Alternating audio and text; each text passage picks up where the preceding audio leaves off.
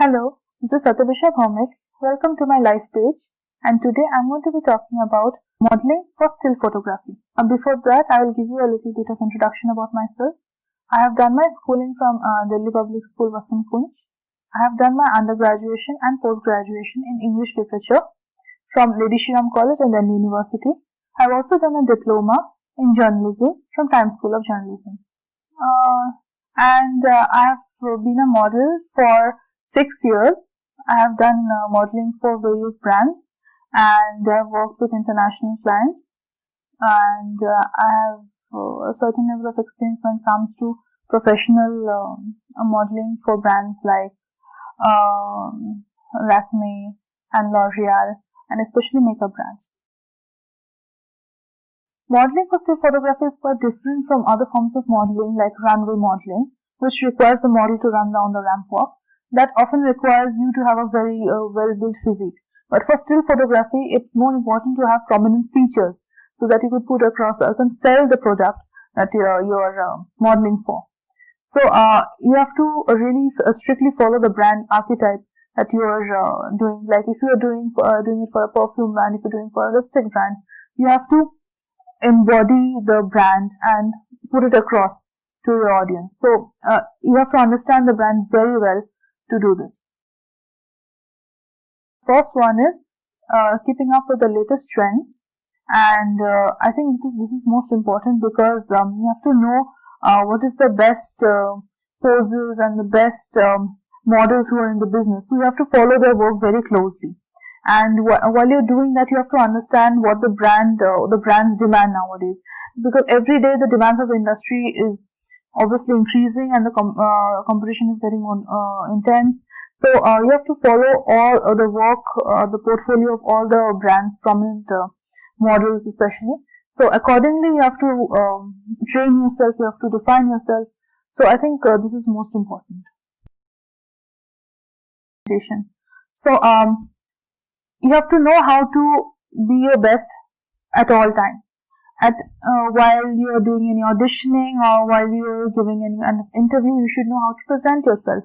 You should know how to amplify the features which work best for you. If you have a very sharp face, if you have a very slim body, you have to know how to project that in the best manner, because that is your USP. That is what the other person is looking for in you.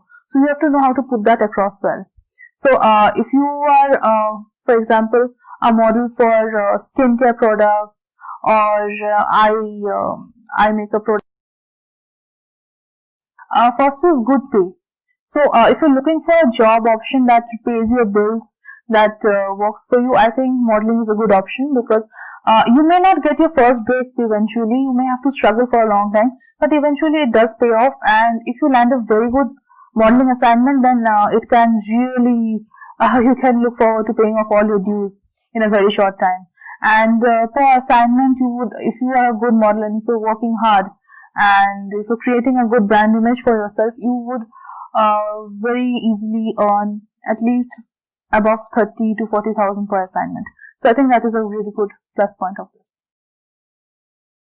First one is adhering to a very strict routine. So adhering to a very strict regimen is the very essence of modeling. It's a discipline, and it's not something that comes very easily. So you have to have very fixed working hours. Like you have to wake up at a certain time, you have to go jogging or any the workout routine that you're following.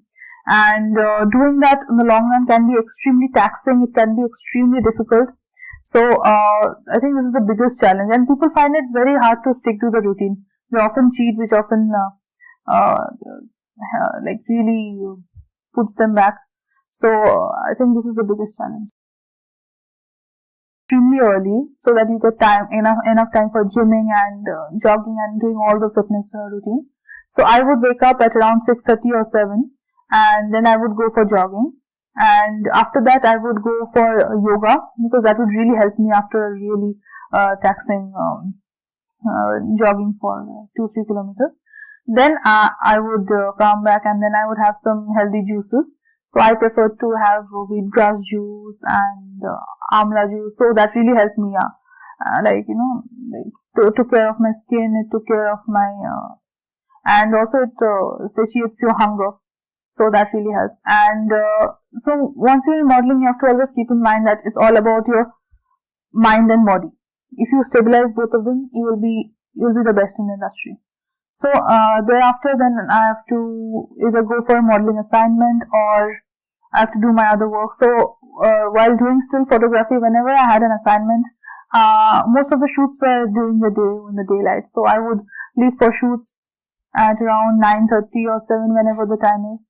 So the shoot would take around 6-7 hours, or it can go the entire day. So yeah, that often stretches out for a long time. So you should be ready for the shoot. You should always carry your own food, because obviously you won't be able to eat what others are eating. And you should always carry your health drinks or whatever that you are taking.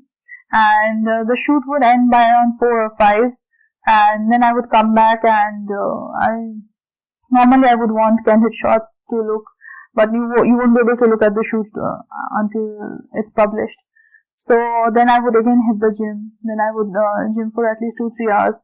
I would prefer going for a sauna or a spa, because obviously the day would be so tiring. And then by around 9:30, I try to have my food, but I should actually have it by 8. So I try to do it by 9 and sleep by 10, because you have to get your beauty sleep no matter what.